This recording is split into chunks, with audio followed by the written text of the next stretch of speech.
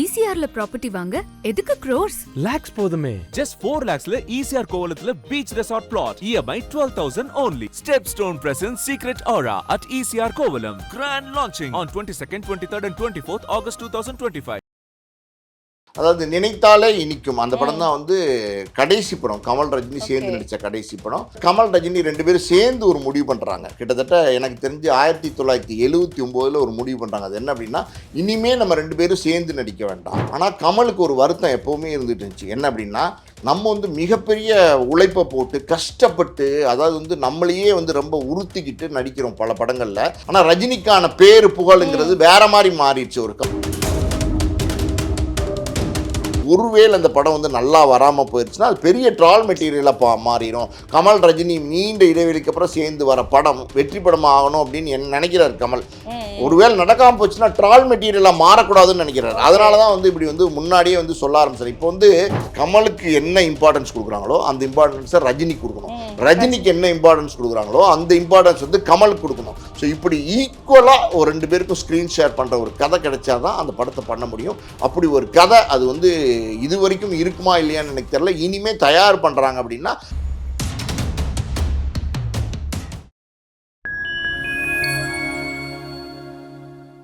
Fine time cinema நேயர்களுக்கு வணக்கம். இன்னைக்கு நம்ம கூட நிகழ்ச்சியில சினிமா விமர்சகர் மற்றும் ஆஸ்கார் மூவிஸோட ப்ரொடியூசர் பாலாஜி பிரபு சார் நம்ம கூட இணைஞ்சிருக்காரு. வணக்கம் சார். வணக்கம் சார். லோகேஷ் கனகராஜ் அவரோட கூலி திரைப்படம் வந்ததுக்கு அப்புறமா இவர் வந்து பாத்தீங்கன்னா கமல் அண்ட் ரஜினி இவங்க ரெண்டு பேரும் சேர்த்து ஒரு படம் டைரக்ட் பண்ண போறாருன்னு ஒரு அரசியல் பேச ரூமர்ஸ் போயிட்டு இருந்துச்சு. அதுக்கு முற்றுப்புள்ளி தர மாதிரி கமலஹாசன் அவர்கள் ஒரு ஸ்டேஜ்லேயே சொல்லிட்டாரு, நாங்க ரெண்டு பேரும் இணைய போறோம் அப்படின்னு சொல்லிட்டு. இதுக்கப்புறமா அவங்க ரெண்டு பேரும் இணைஞ்சு கிட்டத்தட்ட ஒரு 40 வருஷத்துக்கு அப்புறமா இணைய போறாங்கன்றது மிகப்பெரிய ட்ரீட்டா இருக்கு. இதை பத்தி நீங்க என்ன நினைக்கிறீங்க? இந்த மூவி எப்படி வரும், இல்லைன்னா இது பட்ஜெட் அது எவ்வளவு வரும் அப்படின்றது நிறைய பேச்சு இது சார்ந்து போயிட்டு இருக்கு. இது நீங்க எப்படி பாக்குறீங்க? அதை பத்தி சொல்லுங்க. கமலஹாசன் நடித்த அபூர்வ ராகங்கள் அந்த படத்துல தான் ரஜினியே வந்து அறிமுகமாகறாரு. அறிமுகமாகும் போதே பார்த்தீங்கன்னா ரஜினி வந்து வில்லனாக தான் அறிமுகமாகறாரு. Kamal Haasan hero, Rajini villain. அதுக்கப்புறம் பார்த்தீங்கன்னா 3 முடிச்சு, அதுக்கப்புறம் அவள் அப்படித்தான், அப்புறம் வந்து அலாவுதீனும் அற்புத விளக்கும், அப்புறம் வந்து 16 வயதினிலே, நினைத்தாலே இனிக்கும், அப்புறம் இளமை ஊஞ்சலாடுகிறது. ஸோ நிறைய படங்கள், இன்னும் சில படங்களில் வந்து ரெண்டு பேருமே சேர்ந்து நடிச்சிருக்காங்க. ஆரம்ப காலகட்டங்களில் பார்த்தீங்கன்னா ரெண்டு பேரும் நிறைய படங்களில் சேர்ந்து நடிச்சிருக்காங்க. ஸோ கமல் அவருக்கு ஒரு தனியாக ஃபேன்ஸ் உருவாக ஆரம்பிக்கிறாங்க, ரஜினிக்கும் தனியாக ஃபேன்ஸ் உருவாக ஆரம்பிக்கிறாங்க. ரஜினி பார்த்திங்கன்னா என்ட்ரி கொடுத்த முதல் நாள்லேருந்தே ஒரு ஃபயரான ஒரு என்ட்ரி, ரஜினியோட என்ட்ரி. ரஜினி அப்படியே நிறைய படங்கள் வில்லனாக நடிக்கிறாரு. ஆரம்பத்தில் பார்த்திங்கன்னா அபூர்வ ராகங்களில் அறிமுகமாகி வில்லனாக அறிமுகமாகி கிட்டத்தட்ட 25 படங்கள் வந்து ரஜினி வந்து வில்லனாகவே நடிக்கிறார். தமிழ் மட்டும் இல்லை, தமிழ், மலையாளம், கன்னடம், இன்னும் பல லாங்குவேஜில் வந்து தொடர்ந்து வந்து சின்ன சின்ன கேரக்டர்ஸ், வில்லன் கேரக்டர்ஸ் இந்த மாதிரி ரஜினி நடிக்கிறாரு. அதுக்கப்புறம் பார்த்தீங்கன்னா ரஜினி பைரவி படத்தில் வந்து ஹீரோவாக அறிமுகம் ஆகிறாரு. அதுக்கப்புறம் கூட கமல் ரஜினி ரெண்டு பேருமே சேர்ந்து நடிக்கிறாங்க. அதாவது நினைத்தாலே இனிக்கும் அந்த படம் தான் வந்து கடைசி படம். கமல் ரஜினி சேர்ந்து நடித்த கடைசி படம். ஒரு பக்கம் பார்த்தீங்கன்னா கமல் ரஜினி நடித்த படத்துலேயே மிகப்பெரிய அதாவது டாக் ஆன படம் அப்படின்னா 16 வயதினிலே. அதில் வந்து கமல் வந்து பார்த்தீங்கன்னா ரொம்ப கஷ்டப்பட்டு நடிச்சிருப்பாரு. ஆனால் ரஜினி பார்த்தீங்கன்னா அசால்ட்டாக பார்த்தீங்கன்னா இது எப்படி இருக்குது அப்படின்னுவார். அதாவது வந்து கவுண்டமணி பக்கத்தில் வந்து பார்த்தீங்கன்னா 10 வச்சுட்டியே பரட்ட அப்படின்னுவார். அது பயங்கர ட்ரெண்டிங் ஆகிப்போச்சு. ஸோ இந்த மாதிரி பார்த்தீங்கன்னா ரெண்டு பேர் காம்பினேஷனில் எல்லா படமும் சக்ஸஸ். ரஜினி வந்து பைரவி படத்தில் ஹீரோவாக அறிமுகமாகறாரு. அப்புறம் கமலும் பார்த்தீங்கன்னா தனியாக இண்டிவிஜுவலாக வந்து ஹீரோவாக நிறைய படங்கள் நடிக்க ஆரம்பிக்கிறாரு. ஸோ இந்த காலகட்டங்களில் கமல் ரஜினி ரெண்டு பேருமே ஆரம்ப காலகட்டங்கள்லேருந்து ரொம்ப நண்பர்களாக இருந்தவங்க, ரொம்ப நட்பாக இருந்தவங்க. என்னதான் நட்பாக இருந்தாலும் அவங்களுக்குள்ள வந்து போட்டி அப்படின்னு ஒன்று இருந்துச்சு, பொறாமைன்னு ஒன்று இருந்துச்சு. அது இல்லைன்னு நம்ம சொல்லவே முடியாது. அது வந்து ஆட்டோமேட்டிக்காக வரும், அது மனித இயல்பு. ஸோ அப்படி இருக்கிற சூழ்நிலையில் கமல் ரஜினி ரெண்டு பேரும் சேர்ந்து ஒரு முடிவு பண்ணுறாங்க. கிட்டத்தட்ட எனக்கு தெரிஞ்சு 1979 ஒரு முடிவு பண்ணுறாங்க. அது என்ன அப்படின்னா, இனிமே நம்ம ரெண்டு பேரும் சேர்ந்து நடிக்க வேண்டாம். கிட்டத்தட்ட பார்த்தீங்கன்னா அன்றைய காலகட்டத்தில் ரஜினிக்கு ஒரு 5 லட்சம் சம்பளம், கமலுக்கு ஒரு 5 லட்சம் சம்பளம். இந்த ரெண்டுமே சேர்த்து பார்த்தீங்கன்னா ஆளுக்கு 2 லட்சமாக கொடுத்து ஒரு படத்தில் ரெண்டு பேரையும் நடிக்க வச்சு ரெண்டு பேருக்கும் உள்ள பிஸ்னஸ் வந்து ப்ரொடியூசர்ஸ் வந்து என்கேஷ் பண்ணிட்டு போயிடுறாங்க, லாபத்தை அவங்க பார்த்துட்டு போயிடுறாங்க. அதனால் நம்ம ரெண்டு பேரும் தனித்தனியாக நடிப்போம், இனிமேல் சேர்ந்து நடிக்க வேணாம் அப்படிங்கிற ஒரு முடிவுக்கு ரெண்டு பேரும் பேசி தான் வர்றாங்க 1979. அதுக்கப்புறம் கமல் ரஜினி ரெண்டு பேரும் சேர்ந்தே நடிக்கல, எங்கேயுமே வந்து கமல் ரஜினி ரெண்டு பேருமே சேர்ந்து நடிக்கல. கிட்டத்தட்ட பார்த்தீங்கன்னா 46 வருஷம் ஆயிடுச்சு கமல் ரஜினி சேர்ந்து நடிக்காம. கமல் ஒரு பக்கம் பார்த்தீங்கன்னா சகலகலா வல்லவன், இன்னும் நிறைய படங்கள் பலவிதமான படங்களில் வந்து சக்ஸஸான படங்களில் வந்து கமல் நடிக்கிறாரு. ரஜினி ஒரு பக்கம் பார்த்தீங்கன்னா அவருடைய ஃபார்முலாவை வந்து முழுமையாக மாற்றிக்கிறாரு. அதாவது வந்து பார்த்தீங்கன்னா எப்படி சொல்கிறது, முரட்டுக்கால, போக்கிரி ராஜா, பில்லா, ரங்கா, அடுத்த வாரிசு, அப்படி அடுத்து நிறைய படங்களில் வந்து பொல்லாதவன், இப்படி வந்து ரஜினி நடிக்க ஆரம்பிக்கிறாரு. கமல் பார்த்தீங்கன்னா அபூர்வ சகோதரர்கள், அவை சண்முகி, இப்படி வந்து கஷ்டப்பட்டு நடிக்கிறார். ஆமாம், கமல் நடித்த அவை சண்முகி, அப்புறம் அபூர்வ சகோதரர்கள், குருதிப்புணல், மைக்கேல் மதன காமராஜன், இன்னும் பார்த்தீங்கன்னா நம்ம இன்னொரு படம் இருக்கு இல்லையா, அந்த மகாநதி, எல்லா படத்துலையும் பார்த்தீங்கன்னா வேற வேற வெரைட்டிஸான கேரக்டர்ஸ், வேற வேற கதாபாத்திரங்கள். அந்த கதாபாத்திரங்களில் யாருமே நடிக்க முடியாது அப்படின்னா நடிப்பின் உச்சம் அப்படின்னா நிச்சயமாக கமல்ஹாசன் தான். அதில் எந்த விதமான சந்தேகமும் இல்லை. அவ்வளோ அற்புதமான நடிப்பு வந்து கமல் கொடுப்பாரு. ஆனால் கமலுக்கு ஒரு வருத்தம் எப்போவுமே இருந்துட்டு இருந்துச்சு. என்ன அப்படின்னா, நம்ம வந்து மிகப்பெரிய உழைப்பை போட்டு கஷ்டப்பட்டு, அதாவது வந்து நம்மளையே வந்து ரொம்ப உறுத்திக்கிட்டு நடிக்கிறோம் பல படங்களில். ஆனால் நமக்கு வந்து பெரிய வெற்றி கிடைக்காம, அதாவது வந்து மிகப்பெரிய வெற்றி நமக்கு கிடைக்கிறது இல்லை. படங்கள்லாம் நல்லா வெற்றி படங்கள் தான், ஆனால் ரஜினிக்கான பேரு புகழுங்கிறது வேற மாதிரி மாறிடுச்சு ஒரு காலகட்டத்துக்கு அப்புறம். அது நமக்கு கிடைக்கலையே அப்படிங்கிற ஒரு வருத்தங்கள் வந்து கமலுக்கு இருந்துகிட்டே இருந்துச்சு. இந்த பக்கம் ஏன் அப்படி இருந்துச்சு அப்படின்னா, ரஜினி பாருங்களேன், பாஷாவில் ஒரு டைலாக் சொல்ல, நான் ஒரு தடவை சொன்னால் 100 தடவை சொன்ன மாதிரி ஒரு டைலாக் தான், ஆனால் கிளாப் பண்ணுவாங்க. அந்த படம் வந்து பெரிய வசூலுக்கு அள்ளி போகும். அருணாச்சலம்னாரு, அண்ணாமலைன்னாரு, இந்த மாதிரி படங்களில் நடித்து மாசா வந்து பார்த்தீங்கன்னா படையப்பா அப்படி இப்படின்னு அவர் மாசா படங்கள் நடிக்க ஆரம்பித்தார். மாசான ஒரு ஆடியன்ஸ் வந்து ரஜினி கிரியேட் ஆக ஆரம்பித்தாங்க.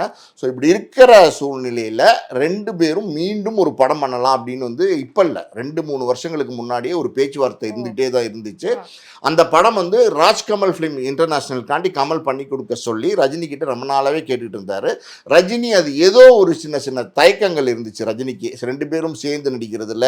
அது என்ன தயக்கம்னு நமக்கு தெரியல, ஆனால் ரஜினிக்கு ஒரு தயக்கம் இருந்ததுனால ரஜினி வந்து அதை வந்து கொஞ்சம் தள்ளி போட்டுக்கிட்டே போனார். சமீபத்தில் பார்த்தீங்கன்னா கமல் ரஜினி 2 பேரும் மீட் பண்ணியிருக்காங்க. மீட் பண்ணி பேசும்போது ரஜினி நம்ம மறுபடியும் ஆஃப்டர் 46 இயர்ஸ் மறுபடியும் 2 பேரும் சேர்ந்து நடிப்போம், அந்த 2 பேரும் சேர்ந்து நடித்தா 2 பேருக்குமே பெரிய மார்க்கெட் இருக்குது. ரஜினி ஒரு மாசு, கமல் ஒரு மாசு.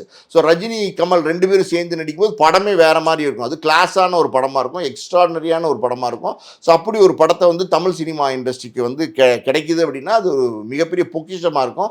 ஸோ அதை நம்ம பண்ணுவோம் அப்படின்னு ஒரு முடிவு வராங்க. ஸோ அந்த முடிவு அப்போ வந்து கமல் என்ன சொல்கிறார் ரஜினிகிட்டேன்னா, ரஜினி எனக்கு ராஜ்கமல் இன்டர்நேஷனலுக்கு அந்த படத்தை பண்ணி கொடுங்க, உங்களுக்கு என்ன சம்பளம் வேணும் அது நான் தரேன், அந்த லாபம் இருக்குது பார்த்தீங்களா, அது நான் என்ஜாய் பண்ணுற மாதிரி எனக்கு பண்ணி கொடுங்க, எனக்கு ஒரு ப்ரொடியூசருக்கு நீங்கள் சப்போர்ட் பண்ணுங்க அப்படின்னு வந்து கமல் வந்து ரஜினிகிட்ட கேட்குறாரு. ரஜினி உடனே என்ன சொல்கிறார், ஓகே பண்ணலாம், ஓகே அனௌன்ஸ் பண்ணுங்க அப்படிங்கிறாரு. ஸோ அந்த தருணத்தில் தான் இந்த நியூஸ் வந்து வெளியில் ஸ்ப்ரெட் ஆக ஆரம்பிச்சிச்சு, 2 பேரும் பண்ணுறாங்கன்னு. இப்போ இந்த சைமா அவார்ட்ஸ்ன்னு நினைக்கிறேன், அந்த அவார்ட்ஸில் பார்த்தீங்கன்னா கமல்ஹாசன் வந்து கேட்குறாங்க, இந்த மாதிரி வந்து நீங்கள் 2 பேரும் சேர்ந்து படம் பண்ணிங்களா ரஜினி கமல் அப்படின்னும் போது, ஆமாம் நாங்கள் பண்ண போகிறோம் அப்படிங்கிறத வந்து சொல்லிட்டு நட்பின் அடிப்படையாக பல விஷயங்களை வந்து கமல் வந்து ஷேர் பண்ணியிருக்கிறாரு. இதெல்லாம் வந்து எப்படி சொல்கிறது, இது வந்து பல வருடங்களாக வந்து வேணான்னு ஒதுங்கி இருந்தவங்க இன்னைக்கு வந்து 2 பேருக்குமே தனி மார்க்கெட் இருக்கிறதுனால அந்த லாபம் மொத்தத்தையும் நம்ம எடுக்கலாம் அப்படிங்கிற ஒரு பிளானில் வந்து கமல்ஹாசன் வந்து பண்ணுறாரு இந்த ப்ராஜெக்டை. ஸோ இது முழுக்க இது வந்து யார் எக்ஸிக்யூட் பண்ணுறாங்கன்னா கமல் தான் எக்ஸிக்யூட் பண்ணுறாரு. Okay sir. அடுத்தது அவர் பேசும்போது சொல்லியிருந்தாரு, இதை ரொம்ப நீங்கள் ஹைப் கொடுக்க தேவையில்லை, இது வந்து படம் எப்படி வருதோ மக்கள் முடிவு பண்ணிக்கிட்டோம் அப்படின்னு சொல்லியிருக்காரு. இதுக்கு நிறைய பேரோட என்ன எப்படி இருக்குன்னா, இவங்க என்னதான் பெரிய ஜாம்பவாலாம் இருந்தாலும் கதைன்னு வரும்போது சில படங்கள் வந்து பார்த்தீங்கன்னா ஒரு கலவையான விமர்சனம் தான் வந்துச்சு. நிறைய பேர் வந்து கதை சரியில்லை, மாற்றிருக்கலாம் அப்படின்னு சொல்லிட்டு இவங்களோட படங்களுக்கே நிறைய விமர்சனம் வரும்போது, ஸோ முன்னாடியே நம்ம ஹைப் கொடுக்க தேவையில்லை, படம் வந்த பிறகு பார்த்துக்கலாம். இப்போ ஓவர் ஹைப் கொடுத்து அப்புறம் கதை நல்லா இல்லை, படம் நல்லா இல்லைன்னா அதை நம்ம ஃபேஸ் பண்ண மாதிரி இருக்குமே முந்தைய படங்கள் பார்க்கும்போது அப்படின்றதுனால அவர் அதை சொன்னாரான்றது, அதை நீங்கள் எப்படி பார்க்குறீங்க சார்? இது வந்து கமல்ஹாசன் வந்து அனுபவத்தில் வந்து இதை சொல்லியிருக்காருன்னு தான் நான் பார்க்குறேன். ஏன் அப்படின்னா, இப்போ சமீபத்தில் பார்த்தீங்கன்னா இந்தியன் 2, கங்குவா, அப்புறம் வந்து விடாமுயற்சி, இன்னும் பல படங்கள் வந்தீங்கன்னா பெரிய ஹைப் கொடுத்து அந்த ஹைப்பை ரீச் அவுட் பண்ண முடியாமல் டோட்டல் டிசாஸ்டராக போனதுனால, தக் லைஃப் எல்லாம் பார்த்தீங்கன்னா பயங்கரமாக வந்து எப்படி சொல்கிறது, எல்லாருமே ட்ரால் மெட்டீரியலாக மாற்றிட்டாங்க அந்த மாதிரி படங்களை. ஸோ இதெல்லாம் வந்து கமல்ஹாசனுக்கு ஆல்ரெடி அனுபவம் இருக்கிறதுனால, ஸோ இப்போ கமல் ரஜினி சேர்ற இந்த படத்துக்கு பார்த்தீங்கன்னா இப்போவே வந்து வந்து ஒரு பெரிய ஹைப் கிரியேட் ஆயிடுச்சு. ஆமா. அதாவது வந்து ஆடியன்ஸ் கிட்ட வந்து ஒரு பெரிய ஹைப் கிரியேட் ஆயிடுச்சு. ஸோ அந்த ஹைப் இப்போவே கிரியேட் ஆயிடுச்சுன்னா அது படம் வளர வளர பார்த்தீங்கன்னா பெரிய லெவலில் வந்து அந்த ஹைப் கிரியேட் ஆக ஆரம்பிக்கும். ஸோ இந்த படத்தில் என்னதான் பண்ண போகிறாங்க ரெண்டு பேரும் ஒரு கமல் ரஜினி சேர்ந்து அப்படிங்கிற ஒரு எக்ஸ்பெக்டேஷன் வந்து பெரிய லெவலில் ஆடியன்ஸ் கிட்ட கிரியேட் ஆக ஆரம்பிச்சுன்னா, ஒருவேளை அந்த படம் வந்து நல்லா வராமல் போயிடுச்சுன்னா அது பெரிய ட்ரால் மெட்டீரியலாக மாறிடும். கமல் ரஜினி நீண்ட இடைவெளிக்கு அப்புறம் சேர்ந்து வர படம் வெற்றி படம் ஆகணும் அப்படின்னு நினைக்கிறார் கமல். ஒருவேளை நடக்காமல் போச்சுன்னா ட்ரால் மெட்டீரியலாக மாறக்கூடாதுன்னு நினைக்கிறார். அதனால தான் வந்து இப்படி வந்து முன்னாடியே வந்து சொல்ல ஆரம்பிச்சார். இப்போ வந்து இப்போ நிறைய இயக்குனர்கள் நிறைய ஆடியோ வெளியிட்டு அதாவது நிறைய நடிகர்கள்லாம் பார்த்தீங்கன்னா இப்போ ஹைப் பண்ணுறதுக்கு பயப்படுறாங்க. காரணம் என்னென்னா எங்கள் படத்தில் அது இருக்குது இது இருக்குன்னு சொல்லிட்டு இது எதுவுமே இல்லை படத்தில் அப்படின்னும் போது ஆடியன்ஸ் வந்து பெரிய லெவலில் ட்ரால் பண்ண ஆரம்பிச்சிட்டாங்க. இப்போ சோஷியல் மீடியாலெலாம் பார்த்தீங்கன்னா பெரிய லெவலில் வந்து இது பேச்சு பொருளாக மாற்றிடுறாங்க ஒரு படம் நல்லா இல்லைன்னா. ஸோ அந்த ஒரு எக்ஸ்பெக்டேஷனை வந்து ஓவராக க்ரியேட் பண்ண வேண்டாம் அப்படின்னு கமல்ஹாசன் நினைக்கிறாரு. அது நியாயமான விஷயம்தான். இருந்தாலும் பார்த்தீங்கன்னா ஒரு சில விஷயங்கள் நம்ம பேசி தான் ஆகணும். என்ன அப்படின்னா கமல் ரஜினி ரெண்டு பேரும் சேர்ந்து நடிக்கிறாங்கன்னா இவங்க ரெண்டு பேருமே பார்த்தீங்கன்னா மூத்த நடிகர்கள். தமிழ் சினிமா இண்டஸ்ட்ரியில் இன்றைக்கி வந்து எப்படி சொல்கிறது மூத்த நடிகர் அப்படின்னா கமலஹாசனும் ரஜினிகாந்த் தான். இப்போ இந்த ரெண்டு பேருமே மறுபடியும் சேர்றாங்கன்னும் போது அவங்களுக்கு ஈக்குவலாக வந்து ஸ்க்ரீன் ஷேர் பண்ணுற மாதிரியான ஒரு கதை வேணும்.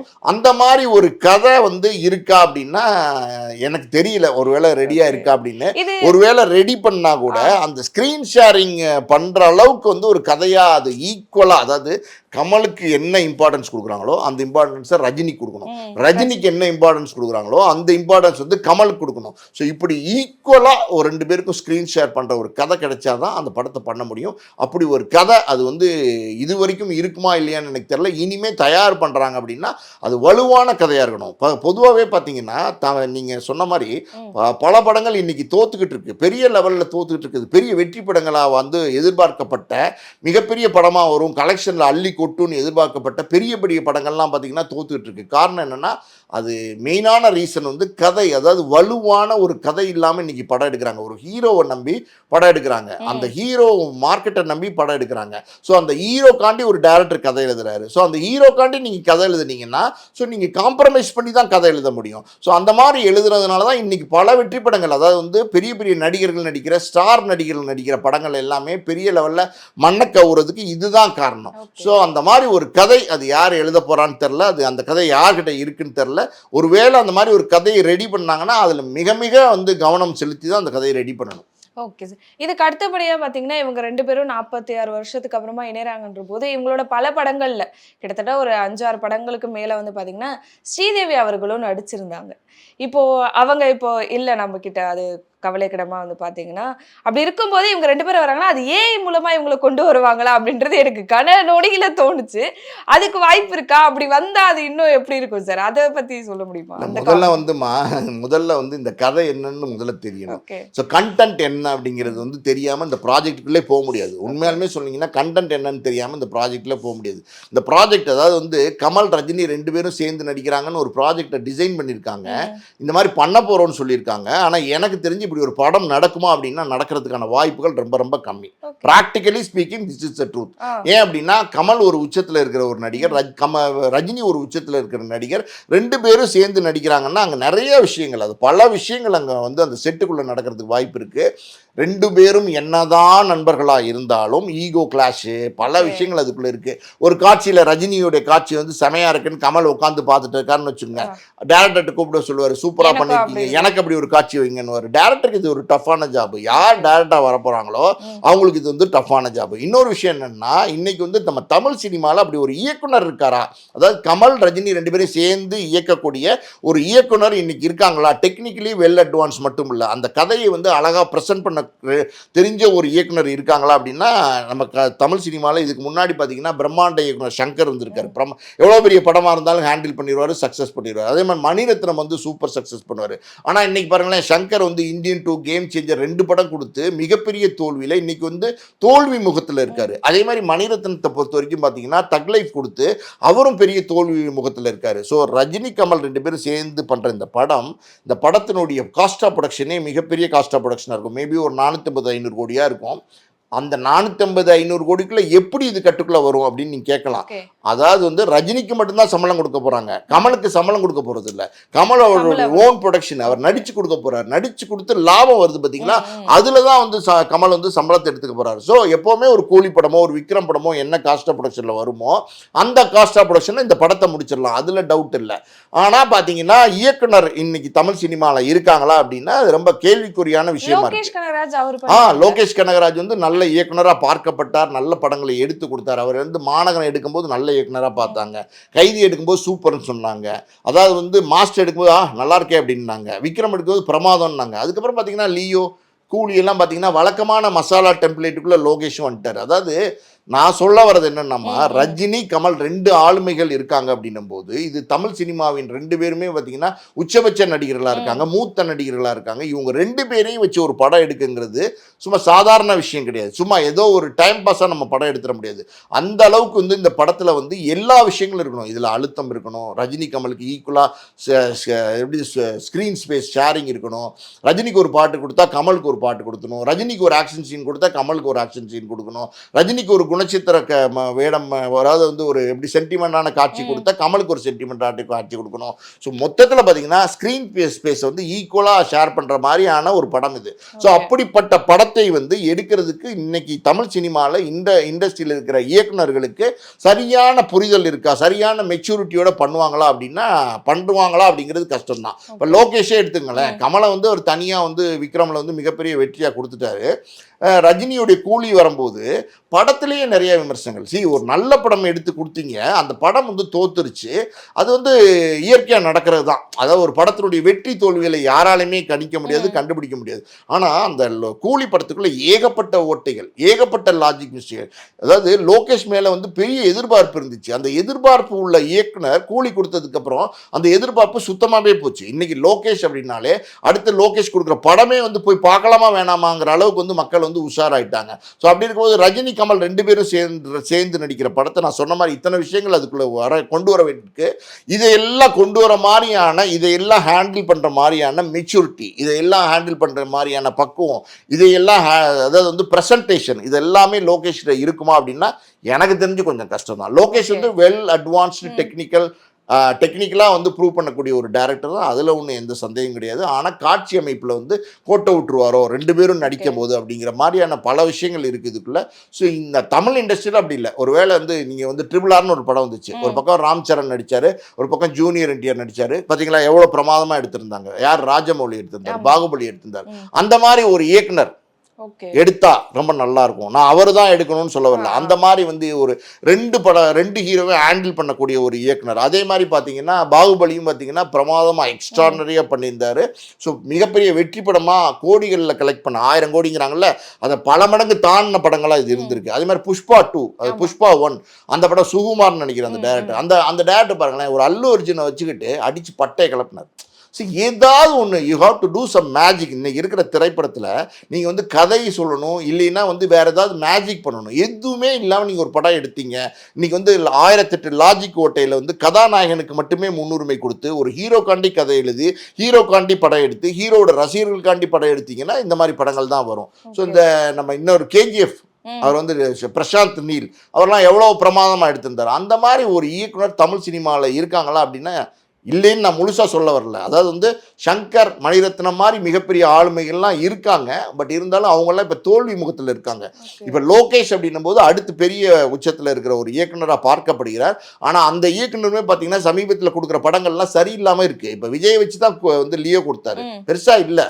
அதே மாதிரி கூலி ரஜினி வச்சு கொடுத்தாரு, பெருசாக இல்லை. ப்ராக்டிக்கலி உண்மை அப்படின்னா அதுதான் புரியுது உங்களுக்கு. அப்படி இருக்கும்போது இதை ஹேண்டில் பண்ணுறதுக்கு டேரக்டர் இருக்காங்களா அப்படின்னா கஷ்டம். இன்னொரு விஷயம் என்னென்னா, இவ்வளோ தூரம் 450 கோடி ரூபா வந்து ஒரு பட்ஜெட் போட்டு எடுக்கக்கூடிய படம், அதுக்கு வந்து பேன் இண்டியா படமாக மாற்றினா தான், எல்லா ஸ்டேட்லேயும் ரிலீஸ் ஆனால் தான், வேர்ல்டு வைடு வந்து இதை ரிலீஸ் பண்ணால் தான் அங்கே எல்லாருமே வந்து, அதாவது வந்து ஒரு இந்தியாவில் இருக்கிற எல்லாருமே பார்க்குற மாதிரி ஒரு படமாகவும், வேர்ல்டு வைடில் பார்த்தீங்கன்னா இருக்கிற இந்தியன்ஸ், அதாவது வந்து இது நார்த் இந்தியாவோ பெங்களூரோ மைசூரோ தமிழ் பீப்புளோ அங்கே இருக்கிறவங்க எல்லாருமே இந்த படத்தை பார்த்தா தான் அது ஒரு பேன் இண்டியா படமாக நம்ம சொல்ல முடியும். அப்படி ஒரு பேன் இண்டியா படமாக கொண்டு வர முடியுமா அப்படின்னா, இங்கே ரஜினி கமலுக்கே நீங்கள் வந்து ஈக்குவல் ஸ்பேஸ் கொடுக்க வேண்டியிருக்கு. ரஜினிக்கு இடம் கொடுப்பீங்களா, கமல் கெடுப்புக்கு இடம் கொடுப்பீங்களாங்கிறது பெரிய தள்ளுமுள்ளு போராட்டமாக இருக்கும். அப்படி இருக்கும்போது நீங்கள் பேன் இண்டியா ஸ்டார்ஸ் கொண்டு வரீங்க. ஒரு உதாரணத்துக்கு உபேந்திராவை கொண்டு வரீங்க, ஒரு உதாரணத்துக்கு கூலியை வச்சே சொல்கிறேன், நாகார்ஜுனை கொண்டு வரீங்க, ஒரு அமீர் கானை கொண்டு வரீங்கன்னா அவங்களுக்கு எங்கே நீங்கள் ஸ்பேஸ் கொடுப்பீங்க? கொடுக்க முடியாது இல்லை. ஸோ பேன் இண்டியா அப்படிங்கிற அந்த கேட்டகரி இருக்குது பார்த்தீங்களா, அதுலேருந்து லிஸ்ட் அவுட் ஆகி வெளியில் வந்துடுது. நிறைய அந்த படம் வந்து ரஜினி கமல் நடிக்கிறாங்க, ரஜினி கமல் நடித்தா பெரிய ட்ரீட்டு, ஆடியன்ஸ் எக்ஸ்பெக்ட் பண்ணுறாங்க, நடித்தா நல்லா தான் இருக்கும். ஆனால் வந்து பார்த்தீங்கன்னா அதை எக்ஸிக்யூட் பண்ணி அது படமாக மாற்றி திரையில் கொண்டு வரதுக்குள்ளே ஏகப்பட்ட சேலஞ்சஸ் இருக்குது. ஸோ இதுக்கப்புறம் அப்டேட்ஸ் வந்தால் தான் நமக்கு தெரியும் யார் யார் அதில் இருக்க போகிறா, எப்படி கதை கொண்டு போக போகிறாங்க அப்படின்றது எல்லாமே. நிறைய விஷயங்கள் எங்களுக்காக ஷேர் பண்ணிக்கிட்டீங்க. ரொம்ப நன்றி சார். நன்றி.